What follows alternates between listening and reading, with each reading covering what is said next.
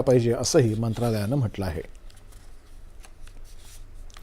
पश्चिम आशिया आणि परिसरातल्या बदलत्या भूराजकीय परिस्थितीच्या पार्श्वभूमीवरती भारतीय खलाशांच्या सुरक्षेचा आढावा घेण्यासाठी बंदरं, जहाज बांधणी आणि जलमार्ग मंत्री सर्बानंद सोनोवाल यांनी आज आपल्या मंत्रालयाच्या वरिष्ठ अधिकाऱ्यांसोबत एक सर्वसमावेशक आढावा बैठक घेतली. केंद्र सरकारनं नेहमीच खलाशी प्रथम या धोरणाला प्राधान्य दिलंय. याच दृष्टिकोनामुळे 2014 पासून भारतीय खलाशांच्या संख्येमध्ये लक्षणीय वाढ झाली आहे. भारत हा खलाशी पुरवणारा जगातला दुसरा सर्वात मोठा देश बनलाय असं सोनोवाल यांनी सांगितलं.